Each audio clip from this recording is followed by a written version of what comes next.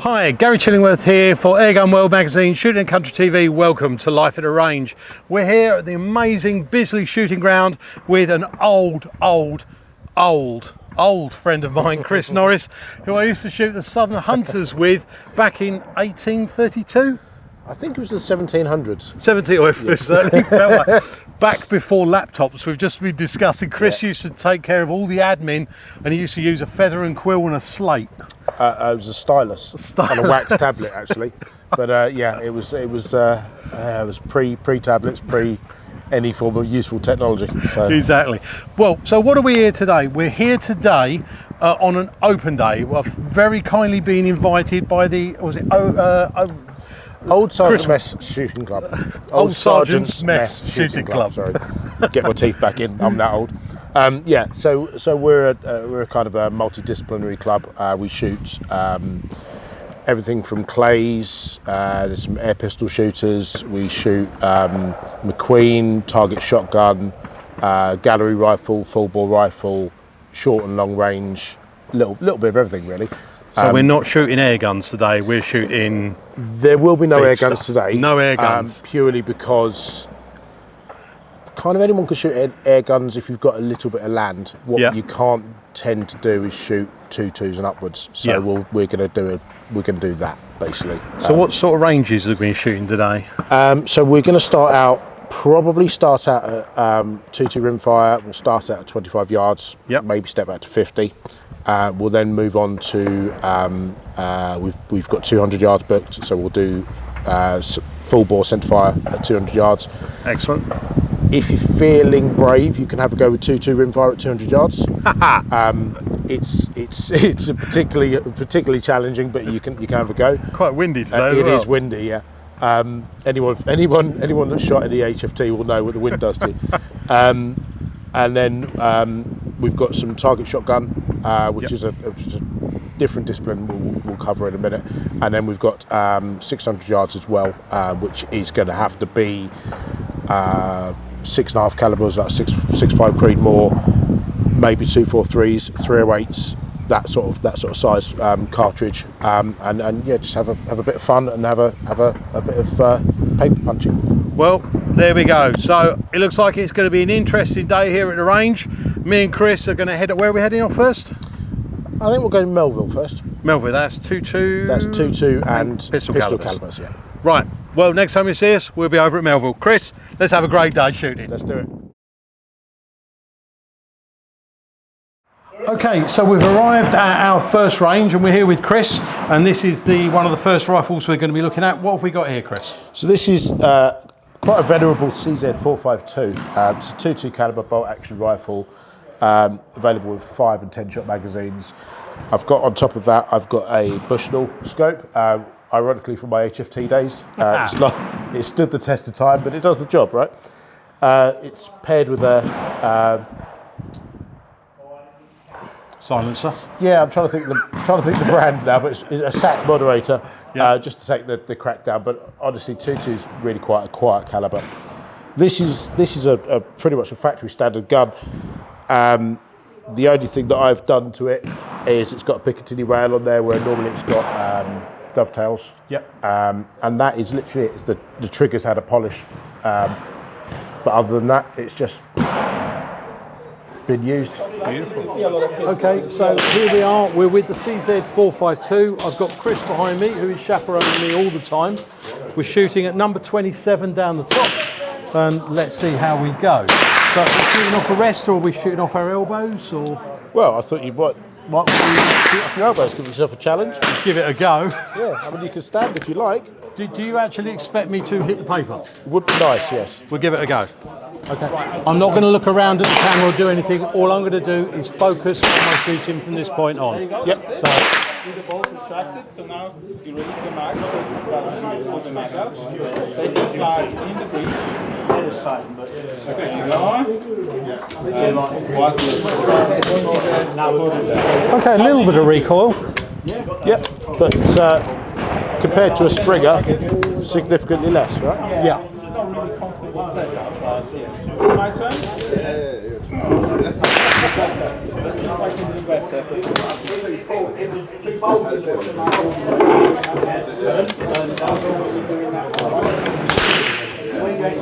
And at this kind of distance, you could be picking up a little tiny touch of wind, particularly today because it's quite breezy.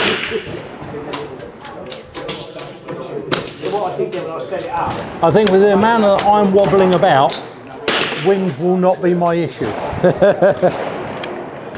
Yes, if the Wobblertron has come to visit, then you will be.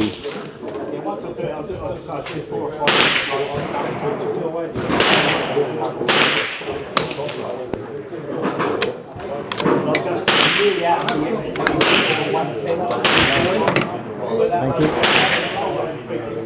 you.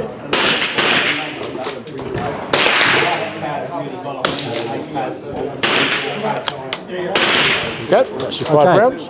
So We're there's a clear. little catch there to release the magazine. Magazine's out. Okay. You want to get Whoever's going So next. we've completed our first 10 rounds. This was a 2LR bolt action. There was virtually no recoil, similar to, well, less than I would actually say a regular spring gun, slightly more than a PCP, shooting off up the elbows. So if I've managed to get on that big 2-foot target, I'll be very, very happy. More precise. What range was this? About 40 yards? this is 50 metres. 50 metres. Once I'm loading them out. So what we're which doing is is we'll wait for 54. a fire and then we'll be able to hopefully check the target. Right, so here we have our group. Now, all those ones in the black were the CZ452, and all the lower ones were the SIG. Which is not unsurprising because the SIG is set up for 25 yards and the 452 is set up for 50 yards. So, Right. and with the variation of your eyesight and my eyesight and cheek position and stuff like that, you're going to shoot slightly off and low compared to how I shoot. So, yeah, that's not, not too terrible. I mean, I've seen you shoot worse. You haven't seen me shoot better though. So huge thanks to the range officer. They've allowed us to come up here to film. We're not going to be doing so much filming down there and speaking to you because obviously other people are shooting and we don't want to be putting them off. So we're going to be doing our introductions and things like that up this end of the range, and then we'll be shooting down that end of the range. So this looks a little bit more interesting. Well, no, that's wrong. Not more interesting, but different. Different. Yeah. So this is, as you spoke about earlier, this is Come in this way a bit. Oh, There sorry. you go. Look at that. So, as you spoke about earlier, this is a 2.2 semi-automatic. Yep. This is a SIG 522. Okay. Quite a venerable gun now as well. I've had this for 14 or 15 years. Yep. It's started to wear, to show its age, but That wasn't a 2.2 LR. that was something larger. Yes, Yes. probably a 44. But it does what you want it to do, right? Yeah. It's reasonably accurate. All the accessories are there. It's reasonably cheap. It's reasonably light. Yeah. It's reasonably short comparatively. Yep. Within the legal requirements. Yep. Again, I've got a SAC moderator on the end of it Yep. to take the crack down more than anything else. Yep. When you start moving up calibers, the moderator actually helps with recoil. Yep. But at this size, it doesn't really make much difference. Yep. So we've got this as well. So we'll have a quick black with that. Yep. Punch some paper and we'll see how it goes. So 2.2 LR, but unlike the CZ452, this one is semi-automatic. That's correct. Yeah. Excellent. Chris. Right, so we've got a round in the chamber. Yep. Right, fingers off the trigger. Is safety's off. Simon, you're giving Louise and Sean 5 each, yeah? Yeah, you don't need to push it all the way, as long as it's in. It's so that the range officer can see. I see. Just don't want the bits to leave inside. How was it? I think.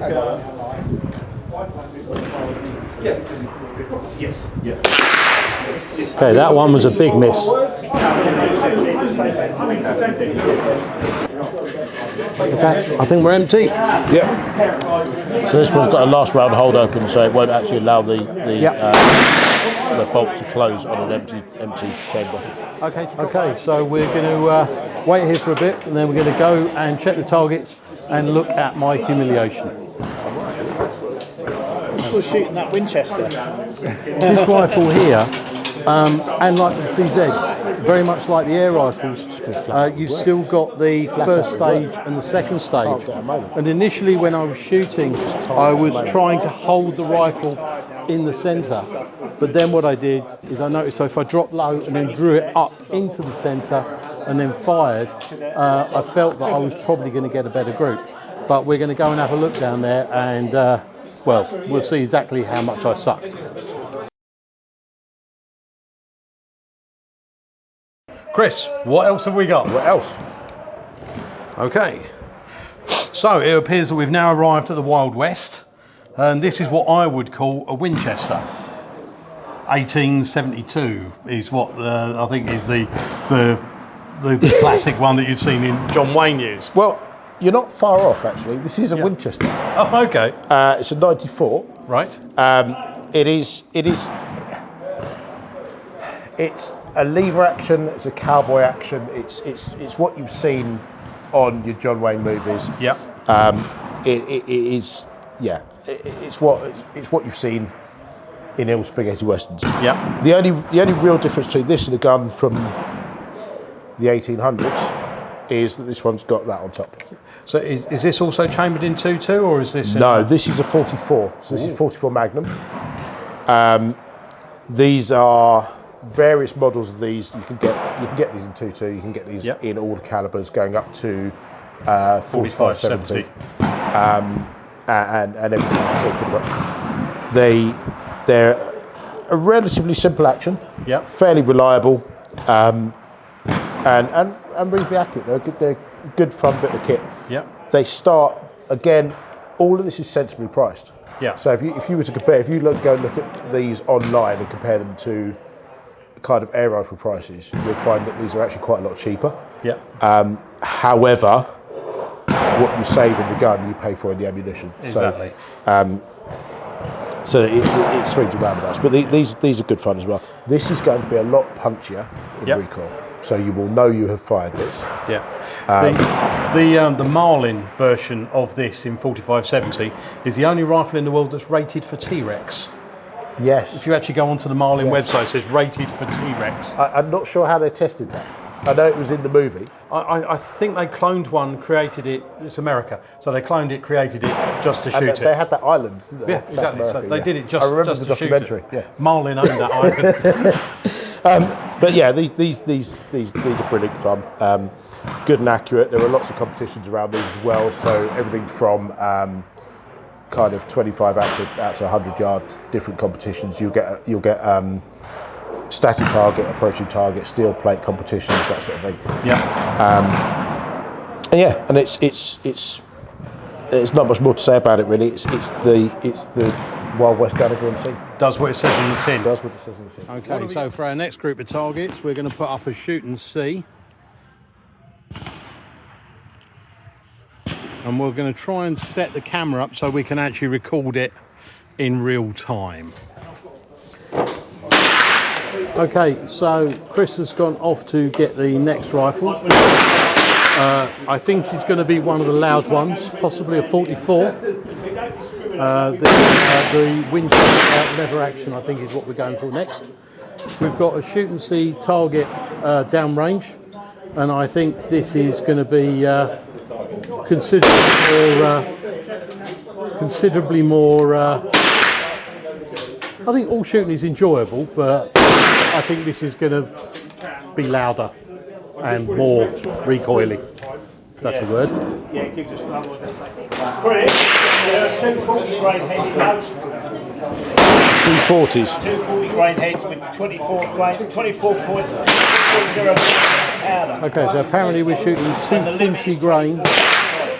So that's going to be. Basically, the way it works is the heavier the head, the more recoil comes back.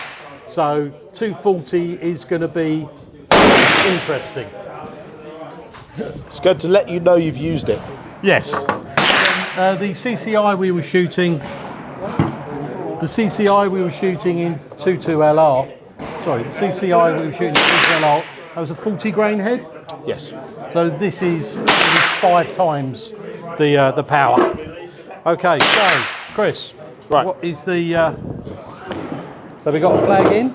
So, I think you're familiar with the way this works. Yep. That's the breach flag. Action is all the way forwards, Yep. all the way back. You want to do that Yep. in a swift, strong motion. Yep. The reason I say that is if you don't, they have a tendency to partially feed. Yep. Right, so you need to go all the way forwards, all the way back, and work out this motion, and give it a little bit of oomph as well. They're kind of agricultural in their build. So what we'll do is we'll load up. We'll put 9 rounds here. So we'll start with I guess 3. Yep. The way we'll do it is we'll put 3 in the magazine, and these are the. Yep. That's a bullet. It is indeed. So just ease that. So the side gate goes in there. Yep. Push it home until it kicks in, Yep. and it will disappear. Next one behind it. Same thing. And Yep. you'll notice these are round nose, Yep. round or flat nose, to stop touching so it avoids touching the primer. Yep. Because what you don't want is a pointy bullet like a centerfire bullet is, because if it pushes the primer, Bang. you could potentially have a detonation. So you do, that's the safety catch there, that Yep. button there. So red is on, Yep. black is off. Excellent. Sorry. Okay. Red is off, black is on. Yep. Okay, so rounds in, Yep. live rifle, safety.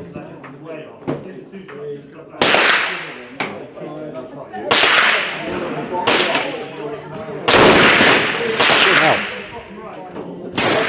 That almost made it back to the space. Okay, so next round. All the way forwards, that's it. All the way back.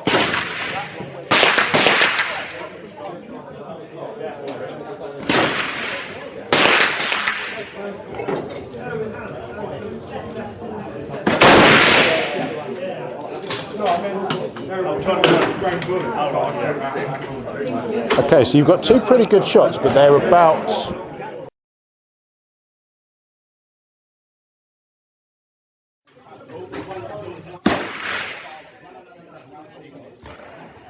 Okay, so we've just finished off on the Belleville range shooting that amazing 44.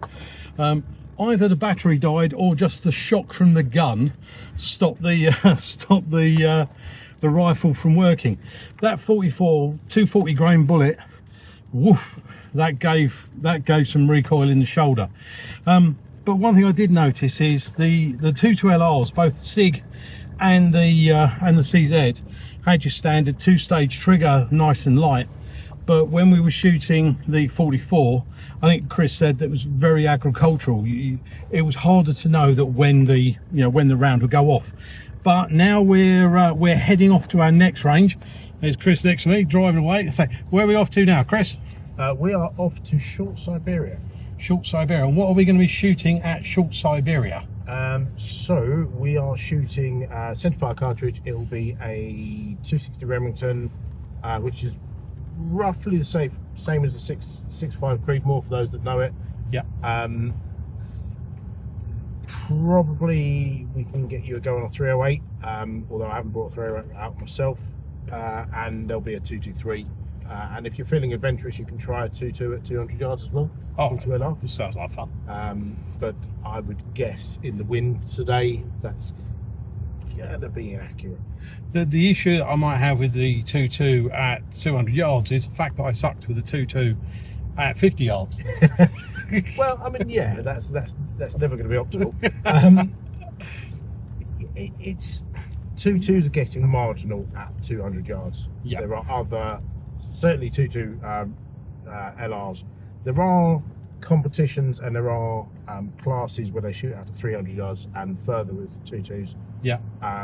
But they tend to have specific heavy barrels, heavy guns, and 30-minute or more canted mounts to allow for that additional drop. So, Wow. We're just driving past. This is what, the 1200 meter range? this is 6. 600 metre range. Oh my 600 God. yards. 600 yards. Imperial here. So yeah, so this is 600 yards, and this is centre fire for everything from 223 up to 308. And on certain specific days, 338 can be shot on this contract as well. Wow.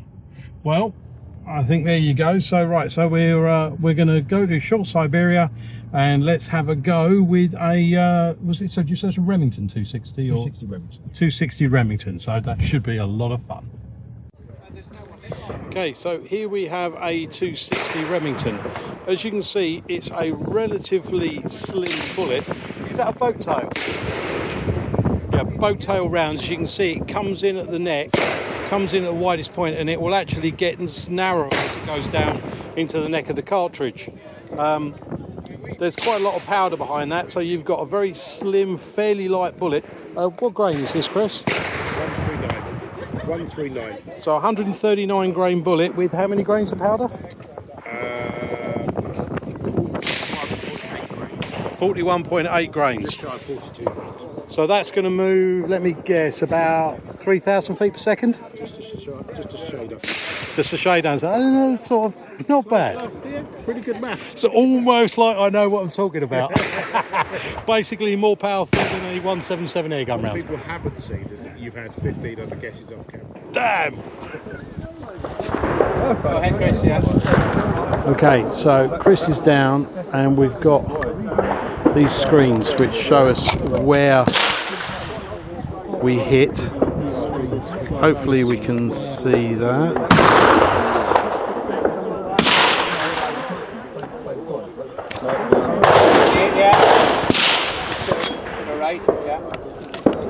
Yeah, so Chris missed it massively to the right. It's nothing to do with the wind, that is purely down to Chris. Luckily he's got headphones on so he can't hear me. What John's going to do is once he's worked out how many wide he's done. So it's just outside the ball at 2 o'clock, John. Okay, so it's one almost on top, so, whoops, sorry. So that's showing that the rifle is on, it's just, it needs to be dialed in. Chris is adjusting the windage, so hopefully we are moving left.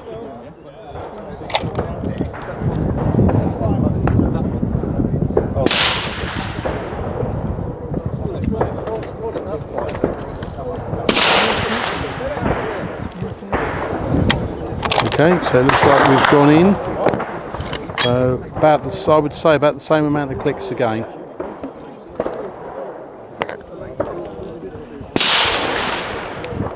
So he's about correct where he is. What are we on? Second one from the right.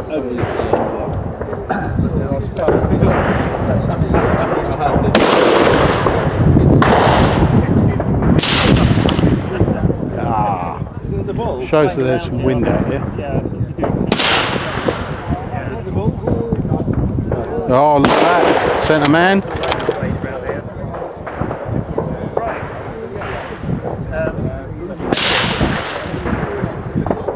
Is it clear?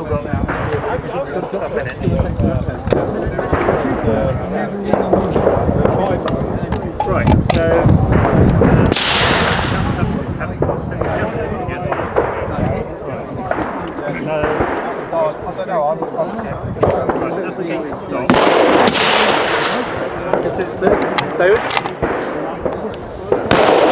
Well, that appears to be zeroed in. So no excuses. This is the first one.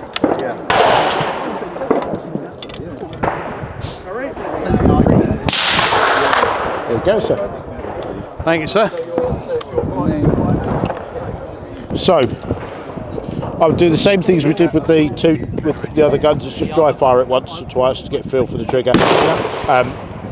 One of the best things I can give you for recoil is to put your shoulder, put the gun in your shoulder, and then you've got this, right?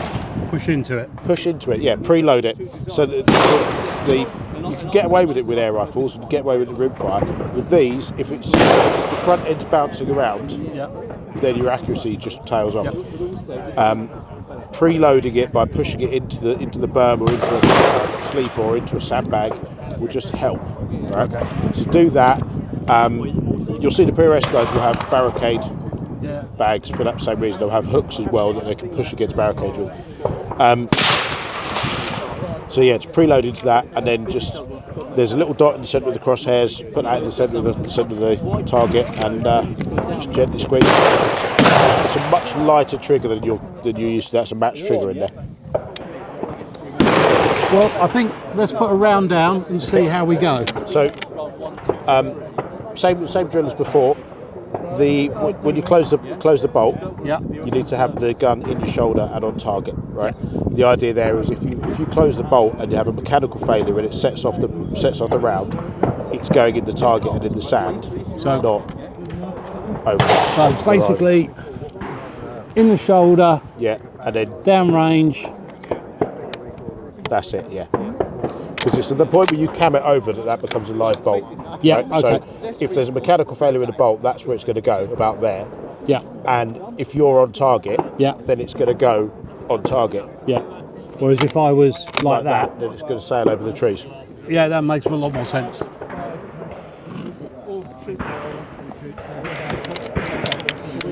And no, I was talking about earlier about limited danger area ranges, no danger area ranges, and barrack ranges. This is a limited danger area range.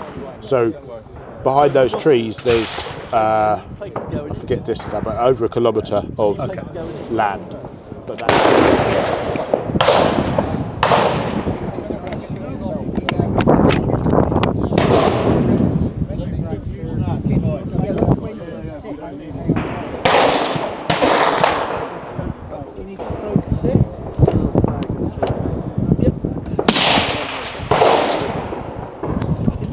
that'll do.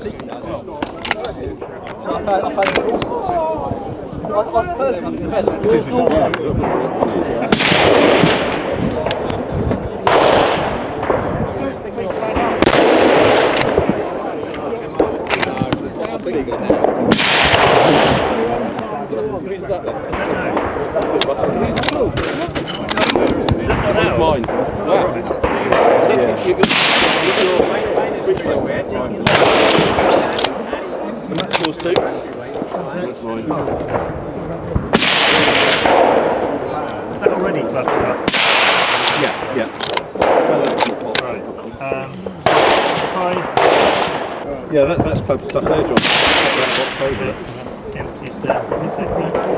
Yeah, so just take a box out of there.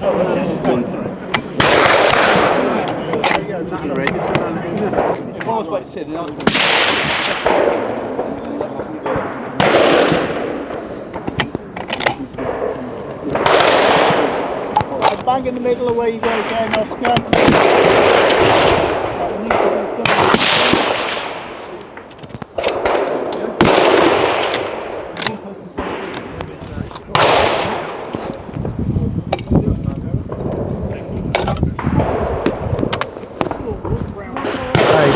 Breach is clear. Yep. Do you want to fire that last one off? Yeah, go on.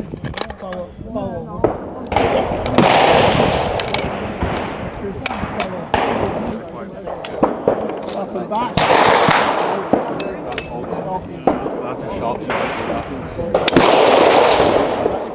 Misfire. Did that misfire? Misfire. Wing click, holding it down range. Misfire. I think he short stroked it, but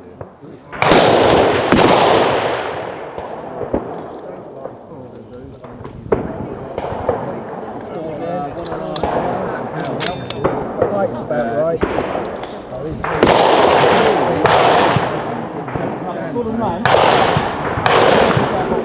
Keeping the rifle on the berm. yeah, cool. So keep it in the shoulder. Move your hand off the bolt. So What's it there? Go up, stroke, up, back. Nothing in the chamber. Short stroke the round. So basically, you bolt far enough back, so you didn't pick the round up. Fair enough. Now has. Okay. So you're good to go now. Okay.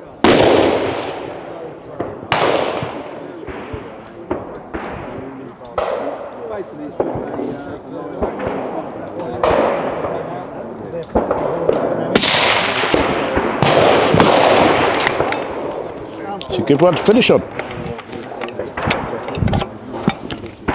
Okay. Clear breach. Mag out.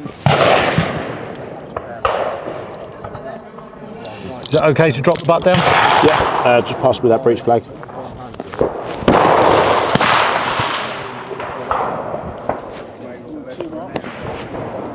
Jace.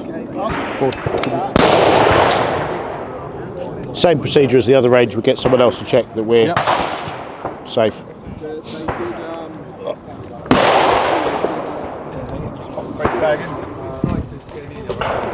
Thank you very much. Okay, cool. All right, if I photograph that before you... They're going to screen grab it for you. Yeah. Jace, can you screen grab that for us? I'm going to take a photo, but it's going to get... It's all Wi-Fi enabled, so good. Oh, brilliant. It's like the two Ronnies. Hang on, that makes me the shortest. Oh, well, here we are. We're at the end of the day. And what an amazing day it's been. So, we started off in the morning. We went to the gallery, doing the gallery rifle. Yeah, so we did 50 metre on Melville. Yeah. With some 2.2, some 44. That 44. So that's a 44 caliber, same as you get in Dirty Harry's 44 Magnum. Yeah. But this had a 240 grain bullet. Yeah. We can adjust the weight of the bullet Yeah. by getting a heavier bullet in, and the Yeah. way we adjust the velocity is by putting more powder in. Yeah. So what you had there was about the heaviest bullet you can put in a 44, going about as fast as it can go out of 44. Yeah. But a big difference between rifle and pistol is the length of the barrel. So Yeah. you've got all of that barrel as an expansion chamber. Yeah. So the whole barrel, the whole length of the barrel, that bullet is potentially accelerating and potentially pushing back on you. So you'll have a lot more felt recoil out of a. I mean, I'm really angry at the fact that the battery ran out and I only got like 4 rounds to be shooting it. Yeah. But boom, and it was. Absolutely. I mean, yeah. Especially after a 2.2. Yeah. And Yeah. I mean, truth be told, you went from about the lightest thing you can shoot here Yeah. to about the largest thing you can shoot on Melville. Yeah. On that particular range, and you notice the difference. It's even more stark. But And then we went on to the 200 yard range. Yep. And I got to shoot your amazing 260, which was a hell of a lot of fun. Glad you liked it. Yeah, that was. We didn't put it on camera, but I shot it moderated and unmoderated, and I must admit, I actually preferred it moderated.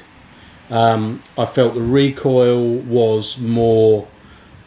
I don't mind a bit of recoil, but if I was out there putting 20, 30, 40 rounds down range, I think with the moderator taking that sort of crack out and also reducing the recoil, I just felt it an easier rifle to control. Yeah, and if you look at, I mean, that gun's effectively a PRS gun. Yeah. And if you look at what the PRS guys are doing, most of those run with a moderator, most of the competition, because it takes out that felt recoil. Yeah. Better than a muzzle brake. So muzzle brakes can be a little bit antisocial because everyone around you gets to experience the noise and the shockwave. It was right. But so we were on the 200 yard range. So I shot your beautiful rifle.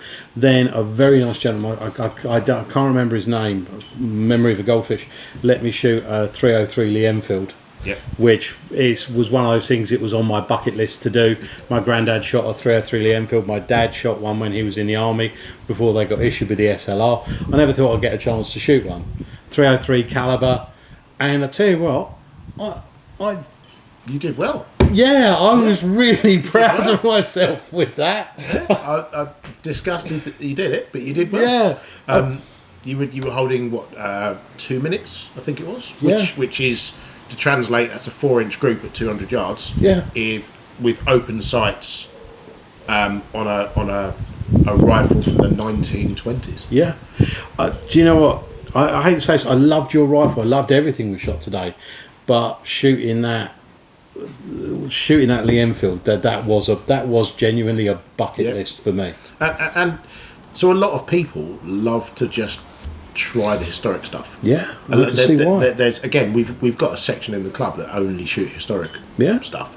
I say only like to shoot historic stuff. Yeah, because they like to keep that alive. And they'll shoot. There's a lot of them shoot Lee-Enfields, a lot of Mussin Nagants, Schmidt Rubins, which are a Swiss service rifle from around about the era, a little bit later.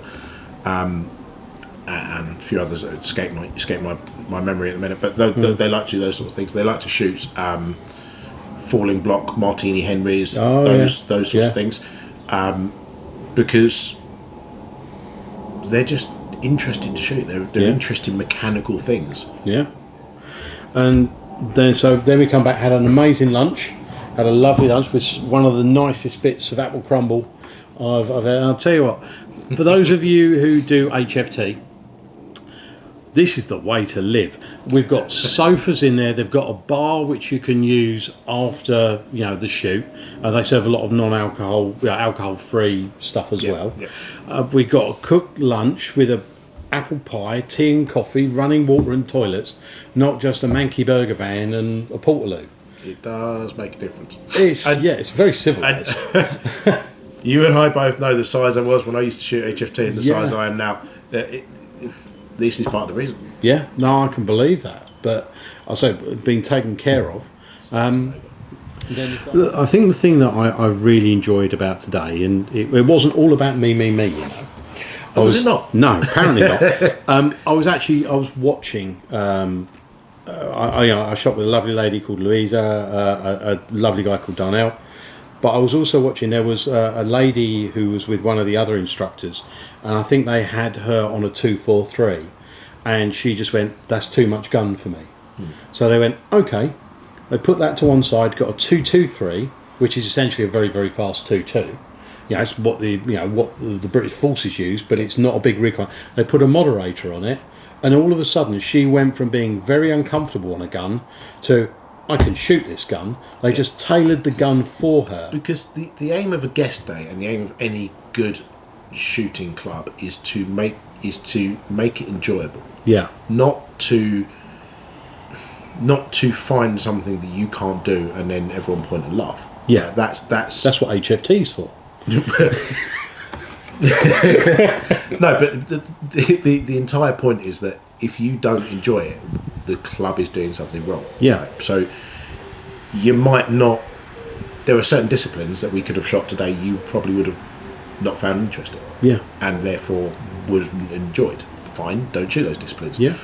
If you're slighter built, then using a 308, a lightweight 308 off a light bipod with no moderator and no suppressor on it, no muzzle brake on it, and heavy bullets with a large powder charge, is going to be punishing. Yeah. So step it down to what you're comfortable with, and then work your way back up if that's what you want to do.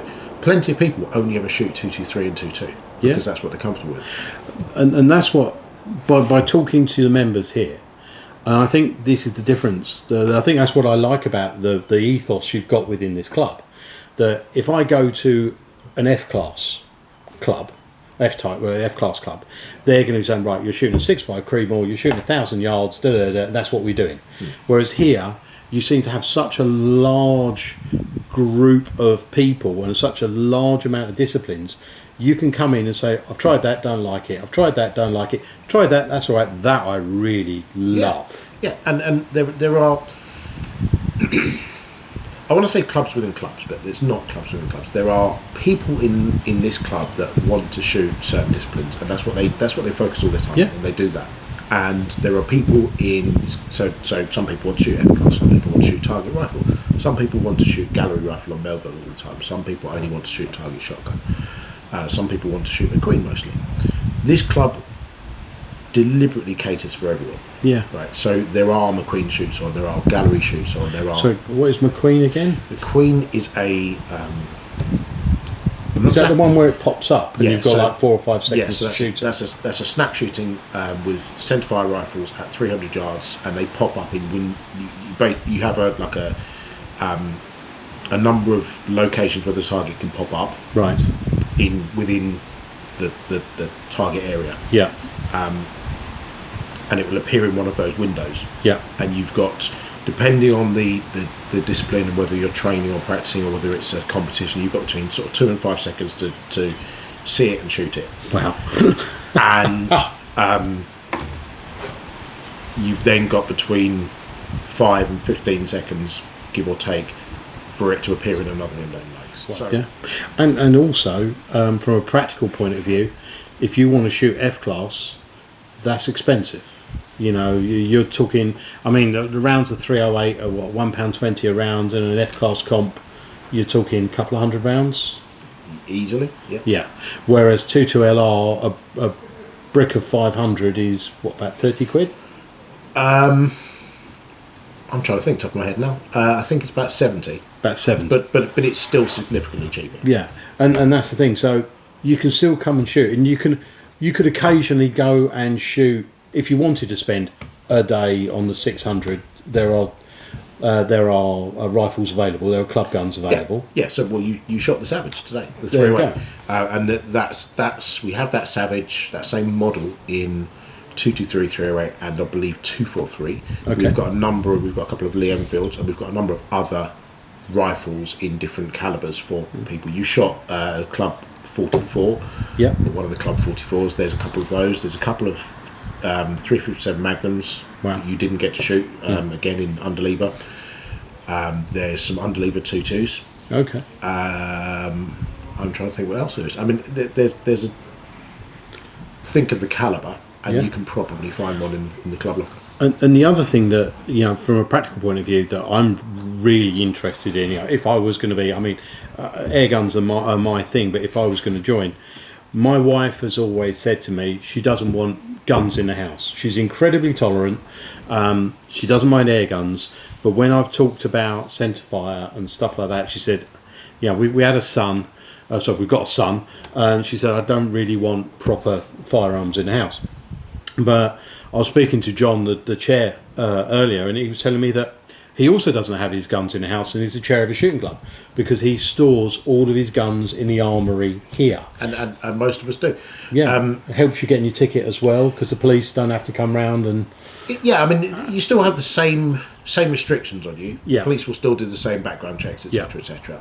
What you don't have to do is buy the safe. Yeah. And find somewhere to mount it. Security so systems and if all you're that. living in shared housing, if you're renting, Yeah. if you're maybe at home with parents still, Yeah.